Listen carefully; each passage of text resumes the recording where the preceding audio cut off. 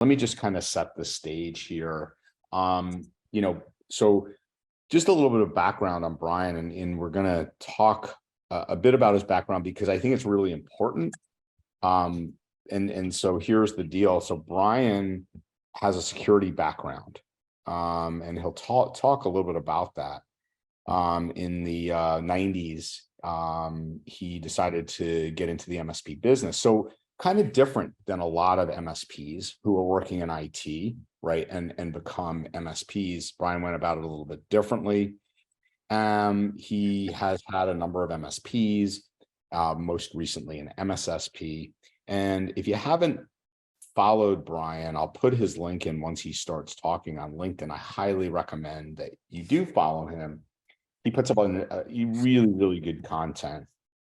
One of the things I think he does as good, if not better than anybody, is actually the conversation you have with customers and prospects. And if you think about it, most MSPs, again, I'm air quoting most, so don't shoot me if you're not one of the ones who do this, right? But most MSPs try to convey risk to their customers in the form of the actual risk, the threat, right?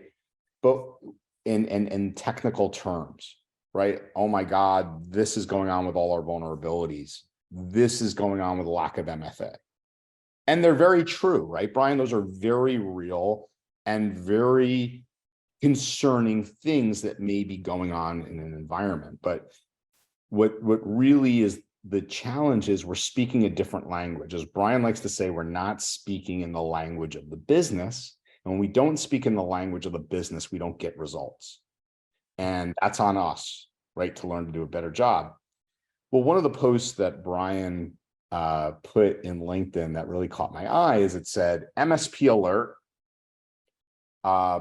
compliance is coming to get you. So it was a really catchy, tagline. And so it made me read everything. And that's really what the genesis of our talk and our conversation is about today. The last thing I'll say before I let Brian introduce himself and tell a little bit about himself is this is a lot better if it's interactive with you. So if you've ever attended a cyber call, the chat's very active. We want to know what you think. We want you to ask questions. So please do. Probably the easiest thing for me as the moderator trying to multitask, throw things in chat in terms of comments. If you have a specific question you want me to raise to Brian, can you throw it into the actual Q&A section?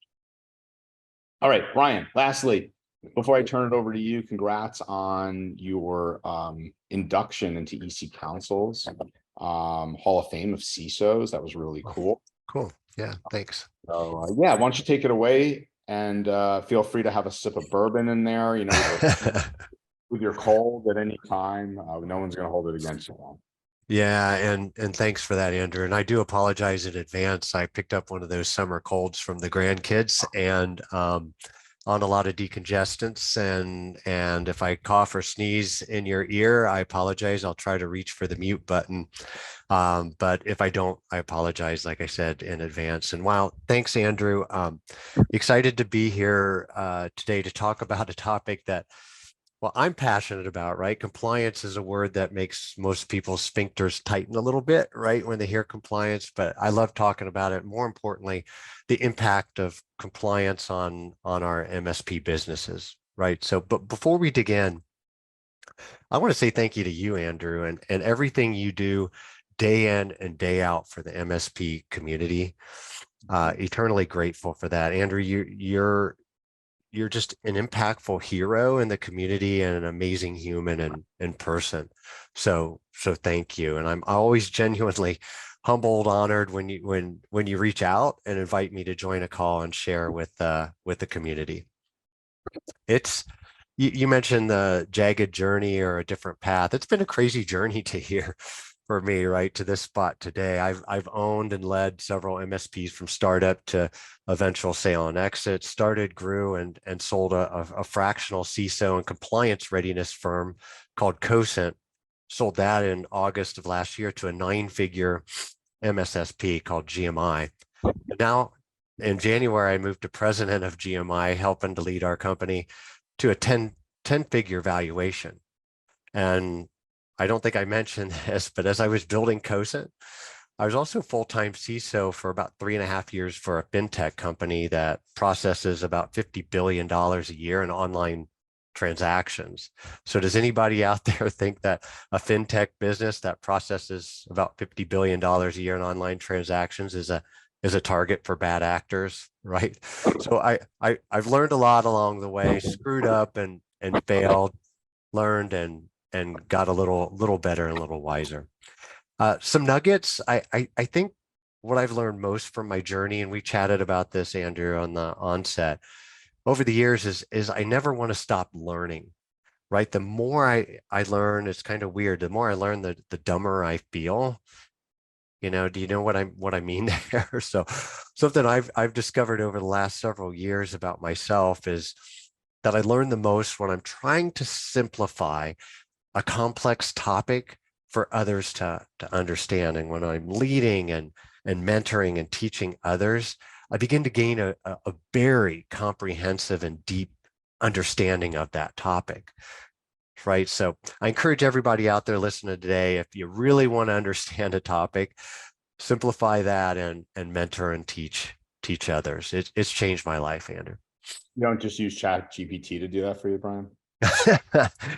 Chat GPT doesn't show you any of the wisdom and what it's like in the wild, right? So it's good at theory, but it misses a lot of the personal touch. Yeah. No, that was a really good summation, and I appreciate your kind words, and I appreciate being here. For those that are here, you're in for kind of like a one-on-one consulting, which is really good for you guys. So, Brian, let's start off with the post itself. Kind of like, let's start the highest level, like unpack, like you make this grandiose statement, right? MSP alert, clients kind of coming to get you. Can you just unpack it a little bit so people can understand where you're going with that? Yeah, looking back, perhaps it was a little dramatic on my part. Maybe it was the coffee talking when I did that headline, but at the same time, the message and really when you talk about the why, I like to start with that. What's the why? What's the motivation behind not just that post, but most of my posts? As I want to try to help and share wisdom, right? So we've all messed up things or failed or wish we would have done something differently or more effectively or more efficiently. So posting those types of insights and screw ups in some cases allows others to learn from my experience, right? Learning from your own mistakes, I've found, it's expensive and it's time consuming, but reading and learning from other people's screw ups and mistakes and insights, that's quicker and cheaper, right? So you asked specifically, I think, for the why behind the post about the impact of compliance on MSPs. Well, if I think back to that, just before writing that post, I just got off a call with a client's auditors, right? We do a significant amount of compliance readiness type of work. In this case, we were scoping a client's ISO 27001 and SOC 2 Type 2 audit journey with their audit firm. Our clients' auditors, they're asking really probing questions about the MSP's role in our client's environment, right? The intensity and detail of the auditor's scoping questions, in my opinion, they're evolving to match the increased risk that we're seeing, right? MSP, SolarWinds, all those kinds of things. So over the years, Andrew, I've led, I'll say, hundreds of these audits, but in the last couple of years or so, auditor scoping questions have really changed where MSPs are involved. The questions used to be kind of peripheral or surface level, but in the last few years, MSPs, they've come under more client audit scope and audit scrutiny. So, friends, folks, if you remember nothing else from this call today, please try to remember this. Your client's audit journey and scope involves you. You'll be under your client's audit firm's microscope. The auditor's crosshairs They're pointed firmly in your direction, and it's not going away. Like I said, Andrew, it's intensifying. So a couple of questions, they're rhetorical, but I'll ask them. Does anybody out there that's an MSP, do you want to be the reason your client fails an audit? Do you want to be the reason that your client has material findings or exceptions in their audit report? How would your client feel about you if you caused them to fail an audit? So my why behind the article was to warn MSPs, right? Not to keep kicking the can down the road. I get it. There's competing priorities and budget constraints and all that. But my why, to warn you not to keep kicking the can down the road for your own compliance and audit journey. Stop waiting for next year, right? We've all done that. Oh, well, I'm doing this and that, and I'll get to it next year. My words of warning and wisdom here: stop waiting until you have some sort of contractual obligation from a client that takes you kind of kicking and screaming into an audit. Be intentional, be in control, plan your compliance journey. Your clients' auditors are asking your clients questions about you. I see it every day.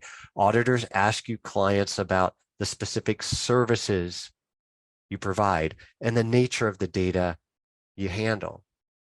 Your clients' auditors are asking them if you manage or impact systems that store, process, or transmit data that's in scope for the audit. So do you?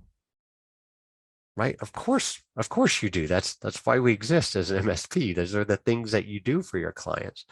And you know what? It's increasingly putting you in the in your business in scope. So do you manage your client servers? Do you provide cloud services? Do you manage your client security controls, right? Do you provide, of course you do, you provide services that directly impact your client's security, confidentiality, availability, and data privacy even. So I hope everybody considers themselves awakened, woke, because compliance is coming for you in your MSP business. So the why behind the post was to create, really, Andrew, MSP compliance awareness, and hopefully to incite some action. Really good summary, Brian. I think it's a good time, Liz, if we could put up the poll, because you asked some rhetorical questions, but let's ask the question directly to folks. And if you could just take a moment and, just look at that, it won't take you but just a click.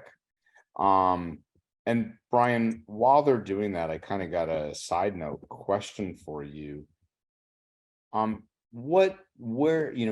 you work with a lot of MSPs through, being a fractional CISO, right? So you're that go-between, if you will, between the auditors, right, and the, service provider, the MSP in this case. What looks good, quote unquote, and I'll clarify what I mean by that, and what doesn't? Like, have you seen, for example, MSPs that really set a really good I'm sorry guys, I'm drawing a blank on the word, but I guess expectation. Hey, because you're regulated and we know you're going to be audited, right? Here's where we're going to have to get involved above and beyond a typical customer, right?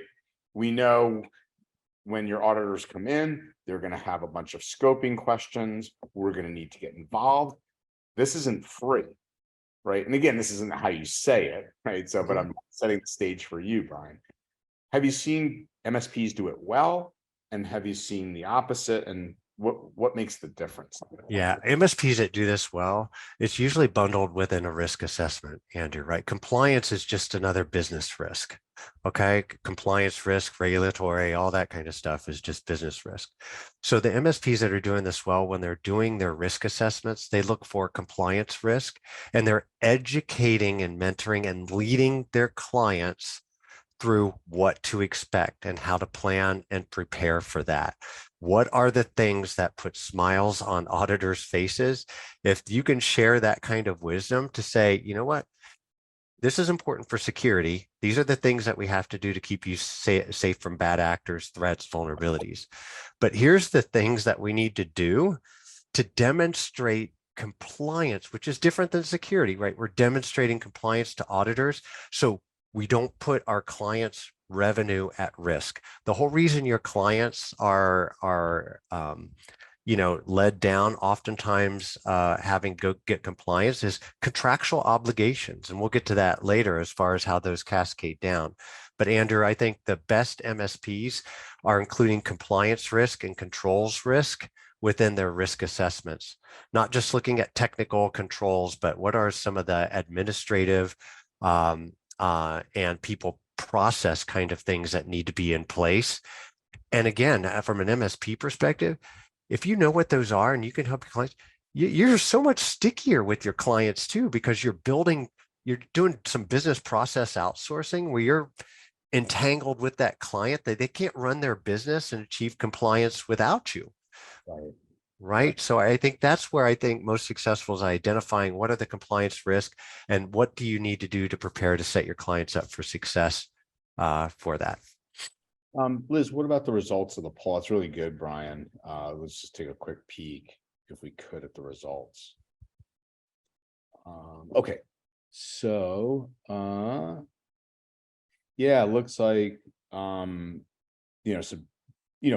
give or take, Brian, 80% of people are saying, yeah, that this is, they've seen an increase in cost, to their business, right? And adding processes and policies and things like that. Surprise you, or do you think pretty spot on what you'd expect? No, it actually is probably about spot on. When I think about it, I think that there's going to be more. I think this poll next year is probably going to be closer to 90 or 100%, right? And I think the others may even, compliance sometimes is about contractual compliance. I mean, that's usually what's really driving a lot of this. But look at what some of the executive orders and even some of the data privacy rules and regulations that continue to evolve like crazy. It's a big deal, right? And I think you're going to see security and even InfoSec type of compliance kind of stabilizing, and this privacy demand really starting to push a lot of things. It's not about securing the data, but it's understanding what are the privacy requirements and how we collect and handle and maintain the data that I think is going to evolve even more. It's the Wild West is privacy right now. Yeah. Just maybe in chat, if one as an MSP, have any of you had some of those privacy kind of conversations come up with customers at this point? I'm just curious. So I see Mike Semmel out there. He probably definitely did, because he does large scale consulting with hospitals and stuff. So Mike, I'm assuming you will say yes, but I'm just curious with some of the others. And then so Brian, last thing around this, and then we'll move on, because I love the way you've set the stage here. Even if you don't have a regulated customer who's not going to have an audit, do we need to be concerned, or do we need to be inquisitive about, hey, because you always talk about how does my customer make money, right? Very critical. So when we find out, well, hey, you told me these are your 5 largest customers, and let's just say 3 of those 5 largest customers are highly regulated. Can we anticipate it's going to flow from their customer, that our customers and MSP, right, should, hey, do you're more than likely are going to be getting, or have you gotten, questions and documents that you're going to have to fill out for said customer to keep that contract? Like, does that make sense? Yeah. And how might Yeah. What's happening is something I characterize as cascading compliance requirements, right? That is often what we see. Is it's our clients are putting demands on them, right? And what direction does shit roll, right? It rolls downhill. Right. So I think what we're going to, a couple things to unpack there. We're going to see a continued amount of pressure around not just statutory regulatory type of requirements, but again, cascading compliance requirements from larger enterprises and mid-market companies that push this down to their service providers, right? Everybody's got to do their own supply chain risk management and vendor risk management. And I think everybody realizes now we're all technologically married. And Andrew, if I do business with you, I know if you're vulnerable, then so am I, right? Especially if you're going to store, process, transmit any of the data, any of my client data, any of my, if you're in that data flow, I'm going to tier out the risk, tier 1, 2, 3. If you store, process, transmit data, you're going to be under a higher level of scrutiny. So it's going to be questionnaires. But more than that, us as MSPs, if we reduce friction for our clients are under their own cascading compliance requirements. So if we have a badge, an attestation, a certification that shows we demonstrated compliance, we make it easier for our clients to do business with us, right? So oftentimes if we have an attestation or certification as an MSP to share, oftentimes that really reduces the amount of scrutiny and scope we come under, right? We can share that attestation, and our clients' auditors usually will take that, review it, make sure it's current, make sure it covers the scope of services being provided, and then move forward. There's none of this getting the microscope out. Nobody likes it when somebody gets out the freaking microscope, right? It's like, hey, we've done our due diligence, don't take our word for it. On a questionnaire, right? We can put any response we want in a questionnaire. How about you take our certification or attestation, a third-party audit that says, hey, we have security and we've demonstrated our controls, our safeguards that we have in place are operational and effective. Yeah, very cool. Really cool, Brian. And again, if time stood still, if money were no object for MSPs, would it be a SOC 2, an ISO 27001, so that they could make, again, and if times could still, I know this is a make believe. I know we all got to keep making money and build our businesses in this. But again, is it just to kind of iterate what you're saying, something where, hey, this third party has validated controls, policies, and blah, blah, blah, blah. Here it is. The answer everybody hates, but the one I use a lot is it depends, Andrew. And what I would do is really look at your customer base. You nailed it on the head earlier, right? I like to look at the top 5 or 10 clients that I have. We've all had MSP businesses or know our MSP business. The 70 or the majority higher percentage of revenue is going to come from our top 5 or 10 clients. It's customer concentration. I've bought a bunch of MSPs over the years. Every MSP has a client concentration, right? It's usually the top 5 or 10%. What you do is you talk to them. You have these business discussions with them to say, hey, what sort of contracts, what sort of compliance pressure are you seeing? Are you getting requests? Let me see some of the security questionnaires you get, right? You're probably involved in those in some level anyway. But if you can look at the contracts that your clients are engaging in, there's usually data security requirements in there. And you'll usually start to see a theme across those questionnaires. And if your top 5 or 10 clients, there's a theme of saying, wow, our top 5 or 10 clients, a couple of them are SaaS companies and professional service companies. They're getting a lot of SOC 2 Type 2 pressure. Boy, my guess is as an MSP, if I have SOC 2 Type 2, I'm making it a lot easier for their compliance. ISO is another one that you see a lot, especially if you have clients that are more of an international flavor. ISO becomes more of the prevailing theme. In ed tech, you're seeing state ramp right now. So the bottom line, told those top 5 or 10 clients that they'll love you for it, right? It's like, hey, we're trying to be proactive here and understand and better serve you.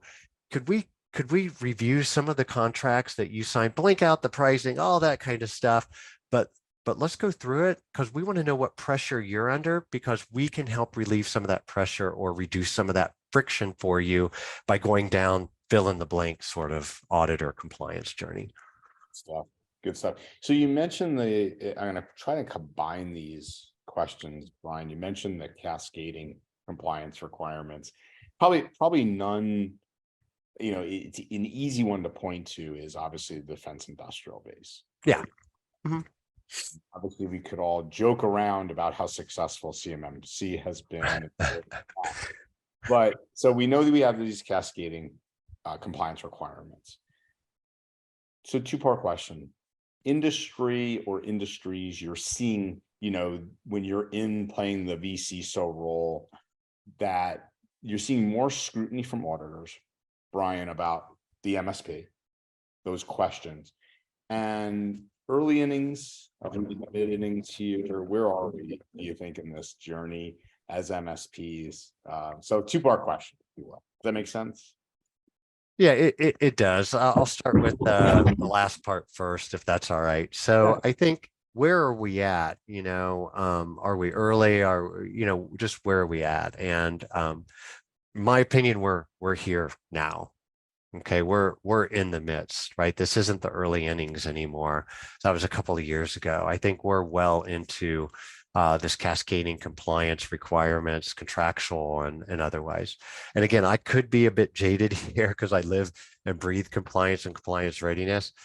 But in a security and compliance advisory role, I'm really the tip of the spear. But right now, today, your MSP business falls into your client's audit scope based on oftentimes more contractual agreements between the MSP and the client. This could be cyber risk, cyber liability insurance, right? Or again, cascading compliance requirements. But most importantly, and I want to emphasize this, MSPs are in scope. We're in scope now more than ever before because of the auditor's assessment.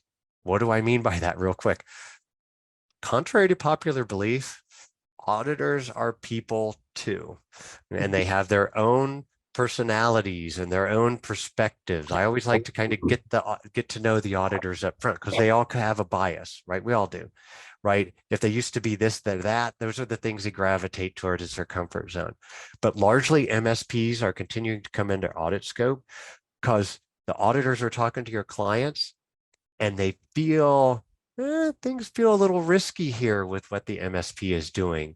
They're not seeing, the auditors as people, as they start to ask questions, they're not getting the answers sometimes that they're often looking for, right? They're really good at teasing out, is this a mature MSP, repeatable processes, tools in place, ticket-driven processes, that kind of thing? Or is this an ad hoc, clipboard reactive kind of MSP? And they'll sniff that out and get the microscope out, and then you're dead meat if you're not more of a already have kind of your own compliance program.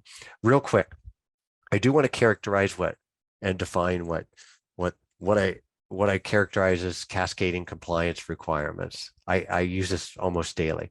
So by cascading compliance requirements, I don't necessarily mean any statutory, regulatory, or even cyber risk or cyber liability insurance requirements or pressure. I mean, really, Andrew, across all verticals and industries, there's market-driven pressure for compliance that starts at larger organizations and enterprises and contingencies for compliance. And really, the ones that are dominant right now, for sure, ISO, SOC 2, right? FARS, DFARS has been out for a while, but ISO, SOC 2, FedRAMP, StateRAMP, and CMMC is still in the discussion. You alluded to it earlier, CMMC AB, I'm a CMMC RP, and we're an RPO, all that kind of stuff. And you try to follow what's going on. And but our clients that are in the DIB or manufacturers, they've already agreed and committed to NIST 800-171, right? They're already should be doing that anyway.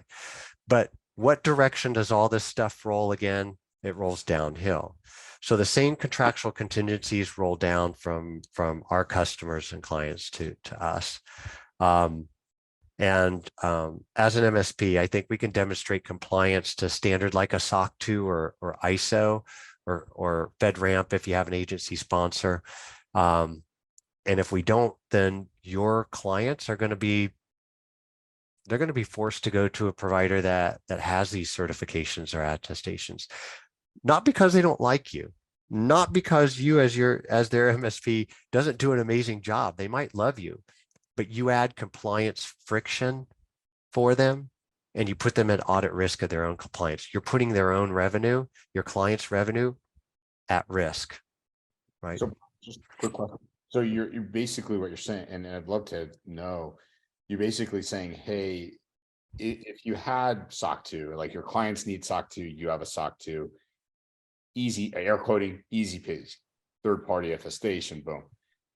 If you don't, now all of a sudden you're slowing things down for them because you've got to quote unquote prove to that auditor that you have this control, this policy, these processes in place to get them comfortable to go, yeah, okay, I see that now. You're going to spend, as an MSP, if you don't, what's going to happen is you're going to have a ton of what's called walkthroughs with the auditors, where your client's auditors are going to say, let's get the MSP on a call, on a Zoom, and have them share their screen. And we're going to ask them a bunch of questions for hours, right? Walk through this, show us how you do that, walk through that.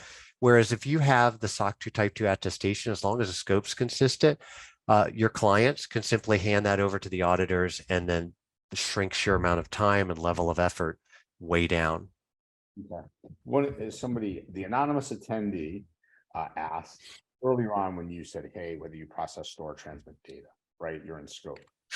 The question they have put in, Brian, is what client data does an MSP store and or process? And so maybe you could walk through that. Like, does an auditor go, obviously the days of us being hosting providers and data center providers are few and far between. There are some MSPs that are still doing that, by the way. But could it even be just, hey, we handle all their backups? Backups, access control, keys to the kingdom. What happens if your provider is breached? How do you lock your provider out? These are really common questions around access control. And even deployment, what tools is the MSP using? How do they vet those tools, right? All those kinds of things. The people that your MSP hires, how are those onboarded? Do they have training? All those kinds of things that you need to be able to prove and demonstrate, because again, most MSPs have a lot of access into their client's environment. Yeah. That's, I hope that answers the question. Yeah, your pathway. I mean, MSP, you're a tasty target, right? If I'm a bad actor, you're a one to many. I get to you, and I can get to, to all, a variety of your other clients if you don't have the proper controls and safeguards in place, right? Once I break through the perimeter, then I move in east to west, and I'm in your client environment. So oftentimes your clients' auditors want to make sure that you have your proverbial shit together around controls in place and prove that your controls work. Really good stuff. So, Brian, as you've been on the cyber call a lot, and our friend Gary Pica, he's like, man, if he was here right now, he'd be like, Brian, this sounds expensive. I can hear him now in my brain. Yeah, Brian, this sounds expensive. Right? Yeah. But he brings up really good points because, again, he talks emphatically about, really post-COVID, our costs and our clients' costs have gone up, whether they want to agree with it or not. It's just costs of doing business in IT and security have gone up substantially. And we're seeing the top MSPs, I remember prior to COVID, be like, hey, I'm charging, $175 a seat. And you'd be like, wow, it's, you're doing good. Now we're seeing regularly MSPs in the 350s, Brian, that the top performing MSPs that have taken on what you've talked about. They're SOC 2, have very strong security practices, etc. But in terms of the processes, the people, and things like that, where might an MSP start? Maybe if you were to kind of give some advice to kind of to look at this, and how can they start to look at costs? And that's a broad-based question, but it's things they're going to have to do, right? Because if you're charging $150 a seat, let's just pretend, and now all of a sudden you're like, wow, I sat in with Brian's thing, and wow, I do have a lot of customers that are regulated, and wow, we are getting a lot of questionnaires, and that's expensive for us. When we look at really dig down into our margins, we've got to raise our prices. Yeah. Yep. So let's talk about that, right? So there's a couple things to unpack there, Andrew. I look at it a little bit differently, and I'll share that perspective, right? So your question, I can hear Gary pinging in my head too a little bit, right? Is Is it expensive? What are the ramifications to margins? All that kind of, how do we get started? How do we charge for that? So let me put it this way. What I know, again, about most MSPs, about us, is we have a certain customer concentration, right? We talked about the top 5 or 10. So here's the question I would ask. When you think about your top 5 or 10 clients, how expensive is it to lose or churn a third or half of your top 5 or 10 clients over the next 2 years, right? Trying to get an ROI on compliance. If I look at my top 5 or 10 clients and it's driving 70, 80% of my revenue, if a third or half of that disappears, right? What sort of impact? That's the question. What sort of impact does that have on your business, right? Or you lose some of your best opportunities, right? Those juicy mid-market clients that we all love, right? Suddenly you're not able to close those opportunities because you don't have a certain cert or an attestation in place.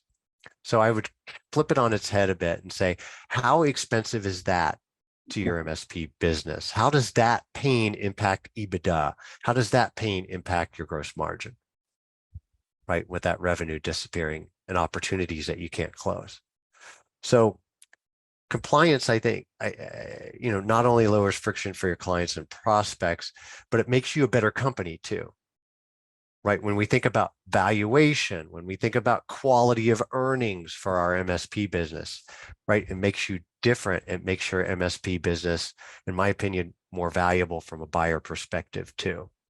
So this is cliche. I have to say it though. Compliance is an investment, right? You can't look at it as an expense, but, and there's always a but. Compliance, when I think of the expense of compliance, I don't think so much about the dollars for consultants and readiness and audit fees. I think of this, and this is the number one thing when we talk to clients about compliance too. It's not the cost of the readiness or the cost of the audit. It's how's this going to screw with my business? How's this going to mess up my culture, right? Compliance adds controls to how your MSP operates, right? And controls, I'm not going to candy coat it here. Controls, they add friction, right? And controls add and require one of the most difficult things on the planet. That's behavior change. So from an overhead perspective, that cost, Andrew, controls and compliance, do involve a lot of cadence-driven things, right? Log reviews, checklists, meeting minutes, lots of documentation. But I think MSPs are uniquely positioned. We are in a unique spot when it comes to compliance, especially in ISO, state ramp, SOC 2, all those kinds of things.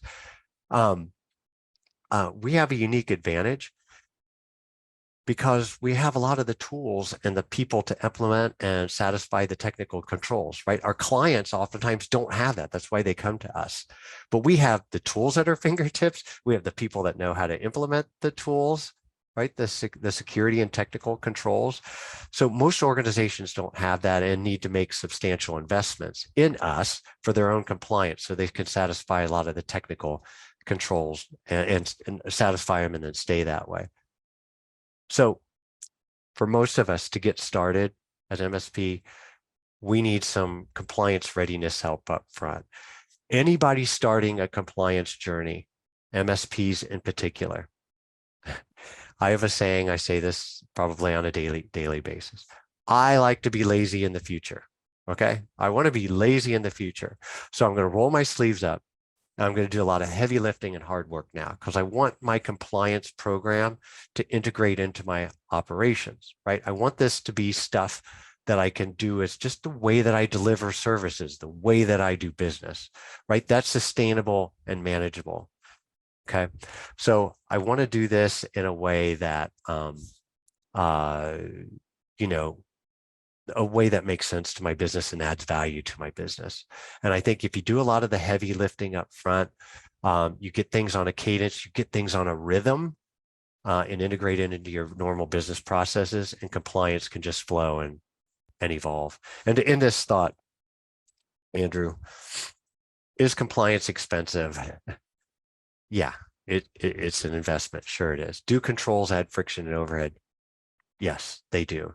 But the cost and risk of your MSP business not being able to demonstrate compliance, I think far outweighs the compliance costs and their associated friction and overhead. MSP compliance is just going to be table stakes to compete in the future.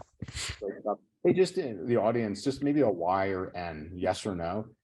Have you had some, I'm air quoting, friction with customers, not in a nasty way, not bad, like nasty friction, but friction because of some of the stuff Brian's talking about, like, wow, we didn't have this together and we really had to do, this could have been years ago or 2 years ago or 1 year ago, but how real has this been for you all? Yeah, and I appreciate everybody's honesty. If, like, hey, yeah, we see this. Craig, thanks for chiming in there on that. And yeah, Brian, the one thing I hope everybody keyed into how you were having this self conversation about what it would cost to lose half of your top 5 customers. What I really appreciate about you is that should be the types of conversations, if you think about it, you should be having with your customers, right? Like when you're having risk to revenue conversations with them, again, that's what's going to get a C-level person to perk up on their chair versus, did you know only 2 people have MFA in your company? You know what I'm saying? Yeah, nobody, but you're 100% right, Andrew. And I think when we're talking about having the ROI discussions on compliance with our clients, you're going to have unlikely entry points and people that you should talk to at your clients that you didn't think that you'd have. Not so much the owner sometimes, or it depends on the size of the organization, but your clients, especially mid-market companies, they have chief revenue officers, they have VP of sales. And guess what they're getting hit with? Friction.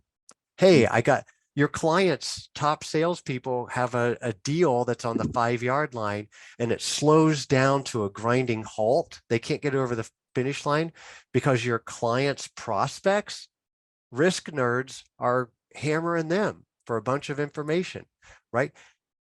Whoever thought that us as security and compliance professionals would have a partner in our clients' businesses that's the VP of sales or SVP of sales or a chief revenue officer, because suddenly it's visible.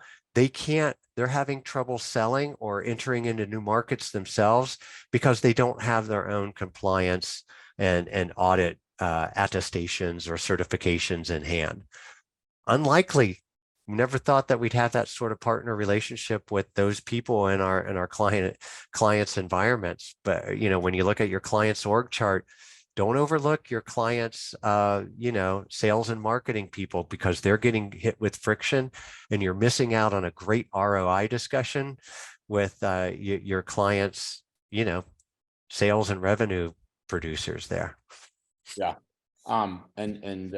Israel, I see your question. I was going to type to response, and I'll get to it in a second, Brian. But what I would say is, fascinating point you just had, and again, asking the MSP out there.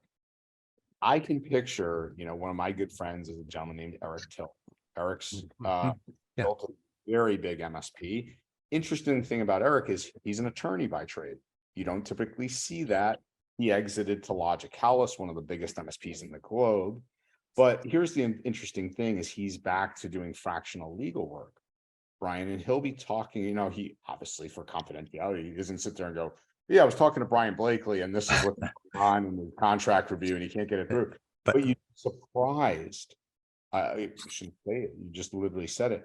And again, I'd love just a yes or no. Have you guys seen, like Eric, like they'll have a big deal on the line? It could be a software company, a big SaaS company he's representing, or a big MSP. And that deal is quote unquote on hold. Why? Because the legal teams are going back and forth with just a lot of this, right? What you were referring to. Does that make sense to you, Brian? Like, Oh yeah, days are just like, oh sure, just send it on through. Yeah. It doesn't work that way anymore. No, and it's data security requirements and MSAs and other contracts that you see. And Eric's awesome too, by the way. But you know, you see those, and those are requirements that require some insight. Sometimes as the MSP to come in and say, because oftentimes what a client, your clients, prospects are, again, the risk nerds are putting pressure on them, and then your client will turn to you and say, "Hey, here's a list of stuff we've got to have in place and doing. Are we doing this?" You know, and I think that's where I have that conversation proactively with your clients to say, hey, could we sample some of your recent contracts to say, you know, and sometimes they need educated, right? And this is where it can help too, you know, or somebody, you know, that's familiar with data security requirements and contracts to say, you know, did you know? That's an awesome conversation with your client. Hey, I read your contract. Did you know you're obligated to do this, this, and this?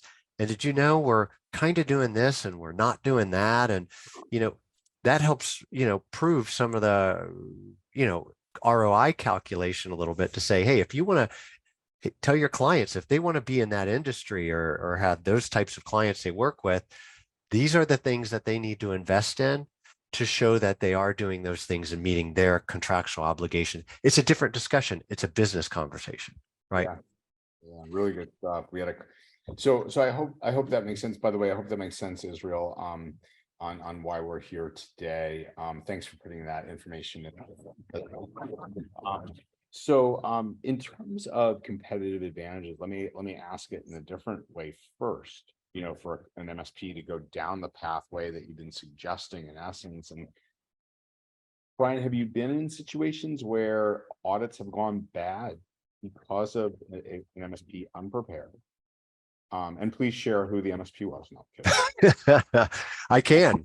Yeah, And and curious, and have you seen MSPs lose business as a result? And conversely, have you seen MSPs do well as a result? yeah, we recently had to abandon with a large manufacturer, aerospace manufacturer. We recently had to abandon the compliance readiness work because the MSP simply was not performing. They weren't doing just, again, some of the baseline controls. They weren't, obviously they didn't have their own compliance, but they just didn't understand, nor could they work with their client in a way to implement these controls in a way that would satisfy the control requirements and the audit, right? This was an ISO 27001 audit, and it includes a information security management system called an ISMS. That's heavily reliant on, in this case, the technical controls to be implemented by the MSP. And it was such a disaster, Andrew, on simple things, even like the keep the lights on stuff, like patching and some of the stuff. They were what I call affectionately clipboard MSP, right? Think back to the 90s and the early 2000s where it wasn't even an MSP, right? You're IT and you'd come in and you'd look at the clipboard and you'd walk around to everybody's desk who put stuff on a clipboard and use it, right? So that type of thing obviously doesn't work anymore. But when an MSP is not prepared, here's what happens. The auditors' spidey senses go nuts. The microscopes come out and the MSP gets torn to shreds. So the more the MSP can prepare, especially if they have your own compliance or attestations or certs, the better. But even if you don't, if you can show that you have a level of preparation and an understanding of audit, where you say, oh yeah, here's everything we're doing. When our client onboards, here's the part of the processes that we have. And by the way, here's our ticket template for onboarding XYZ Incorporated. Right? Here's everything we do. Oh, by the way, when they're terminated, here's how we deprovision. Here's the timeliness. Here's how we do it. There's a level of integration and understanding that I think an informed, an awakened, and educated MSP has to demonstrate that. And let's keep those microscopes away, right? We want the auditors to keep those put away and demonstrate that we know we understand compliance, we understand controls, and this is what we're doing, even if we don't have compliance. Grant, I'm going to get to your question with Brian 2 seconds. just a real quick funny story about aerospace and defense. One of my good friends is a CRO for one of the largest ERP, MRP, so Uh-huh. ERP that deals with aerospace and defense. And he, the story of Brian is really funny. It was a newer company that was heavily funded that was going to launch satellites, right? And my friend Bob starts to talk to him about, hey, you're going to have to deal with ITAR. You're going to have to deal with this compliance. Right. Have to do this. The government's going to want to know this, this, and this. And the CEO goes, we don't have to worry about any of that. Yeah. Bob looks Yeah. at me and goes, you're about to launch missiles into the sky. He goes, I'm pretty sure the government wants to think, have a word with you. Yeah. So it's just really funny, I guess the It's ignorance out It's there. ignorance. That's the exact word I was going to say. I mean, these are smart people that are really good at what they are, and it's incumbent upon us, Andrew, Yeah. to help educate and create that. A lot of people think that way, but here's what you need to start thinking about and why. And I think the more we can learn from our clients and the types of businesses and industries and the understanding of their clients, these are conversations that maybe not all MSPs are having, right? Is show me your contract, show me your agreements, show me your promises you're making, and we'll put it together a program that supports that and protects your revenue. And I think it's a really good point you just made, Brian, about getting into their business and having a level of empathy. Like for us, like I'm joking around here. Obviously, I wouldn't say it to a CEO that way. And my friend Bob's like 6'5", and he's just got this very gregarious way of bringing people to reality. But yeah, it's a level of understanding and empathy. So Grant says, hey, is there a value in an MSP working toward NIST or CMMC compliance for themselves? And if so, is a third party required to truly know your compliance in this position? Oh, great question.